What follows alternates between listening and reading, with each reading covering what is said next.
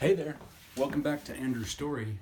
For those of you who watched my previous video on how to avoid homelessness in 2020, this will be part 2 to that video. So if you haven't already watched part 1, please go ahead and give that a watch wherever the links are, I don't know, on this video. So where we left off last time is hopefully once you've garnered an ID, once you've gotten yourself a bank account, once you have secured yourself a minimum wage job, and even perhaps at that point an apartment, there are next steps that you can do to not only just avoid homelessness, but to ultimately thrive and succeed and, benefit from the society that we live in. Because if once you have gotten out of that mentality of there's not enough, a scarcity mentality. There is so much abundance and wealth and creation that is able to be made in this world. You might love whittling sticks and create little figurines on walking sticks. If that's what you like to do it every single day. If you like to make little bracelets with charms on them, do it every single day.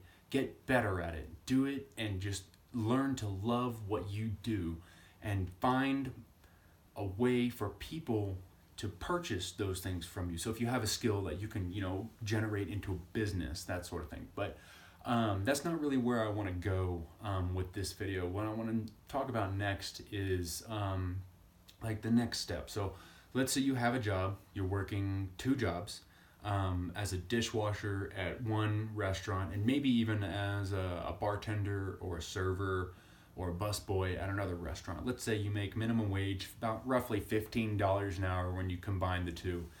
Actually, I think minimum wage is now like 12-ish dollars an hour. I'm not exactly sure, but the numbers don't really matter. What matters is what you do next. So when you have this low skill job, anybody can take your place. Anybody can replace you. The only job security that you have is the fact that nobody wants your job. Nobody wants to be a busboy or a dishwasher or a bartender or a server or whatever minimum wage job that you found. The reason why it pays minimum wage is because the government says you can't pay anyone less than that to do that job. Otherwise, those companies would pay you less. And so what you need to do is realize that if I screw up, anyone can take my spot, even if it's in an undesirable position, on an undesirable job, what have you. You have to realize that you're in a situation, no matter what job you have, really, like you're always in a situation where somebody could come in and be better than you. And I have had that slapped in my face personally. I was hired as a project engineer with a construction firm, and I'm not a licensed actual engineer. This is just an engineer in title, so don't get that confused. I'm not an actual engineer by any means. I respect that profession. But I got hired as a project engineer, and a couple of months down the road, they hired another project engineer who was eons better at the job than I was, and that made me very uncomfortable. And that, the fact that they hired somebody else that could run me in circles and would stay late and show up early, and I just didn't have that attitude for that career at that time. I have since changed because my career status has changed, and I actually really do enjoy what I do now. I still work in construction, but let's get back to what you can do once you've gotten your job and you are in a somewhat stable living situation. So once you've gotten this job, you'll want to try and build skills. And so that's kind of, I have a college degree. I have a ton of student loan debt that honestly, I don't know how I'm going to pay for it all. I don't know how long it's going to take or any of that, but what I'm saying though is I have a skill and I have a degree that I can use as proof that I am competent, that I am able to do this job, that I am at least, good at it. And so what you need to do now is to go out and go to a trade school or get a license of some sort, whether selling insurance or real estate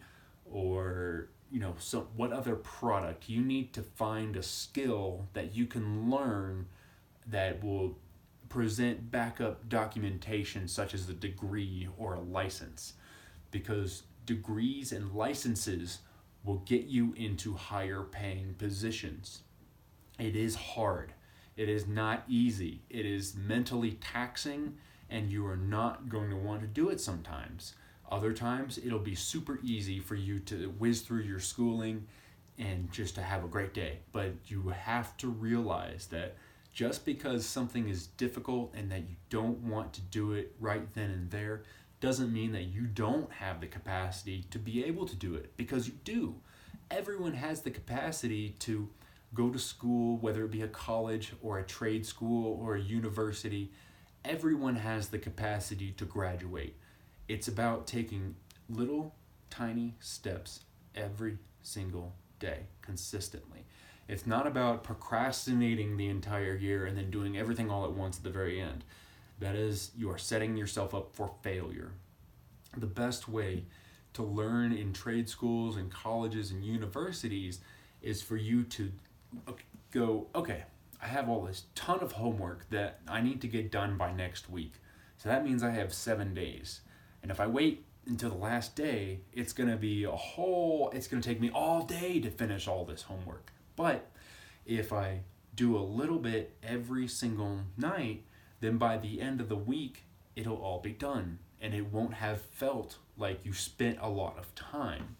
And once you realize that you can get into the zone with your work, that you're so focused that nothing else can distract you, that's where you want to be. Because watching YouTube videos, getting on Facebook, Reddit, Tumblr, or whatever social media that you love, while that is entertaining in the moment, it's not helping you out in the long run. It's just procrastination. And so if you're studying right now, go ahead and put down this video, get back to studying, take a 10-minute break when you get back. So, but that's how you can take little tiny steps every single way, along the way to accomplish your goal. Because a lot of people think, well, this goal is really big and how am I going to get that done? And I've set some unrealistic expectations and goals for myself for the year 2020 and all the way to 2030.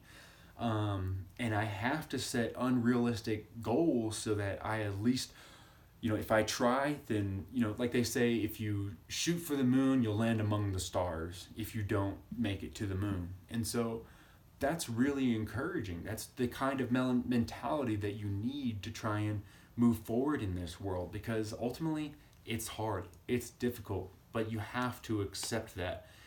No one's going to hold your hand.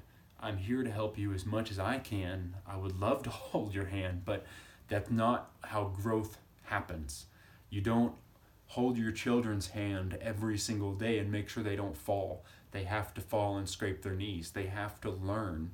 Learning is a part of life. Learning is very important. Education is very important.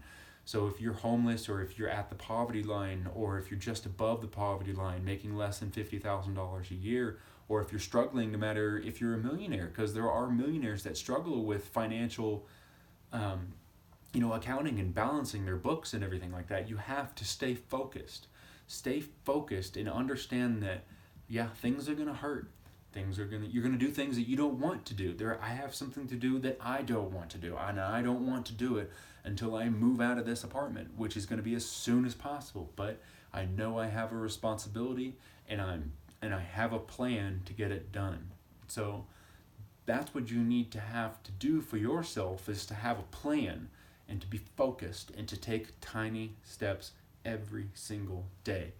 Some days, for me personally, I only send an email. I only text somebody to, I'm trying to buy a house, for instance. So today I made 2 phone calls and sent 2 emails.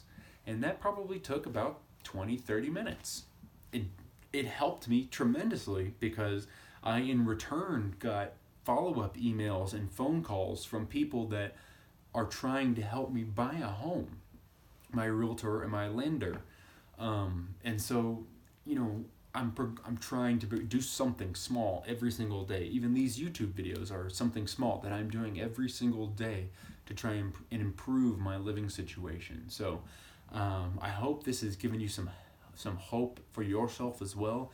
And I hope you give it a like, subscribe, and share it with your friends and other people who may need help in your life too.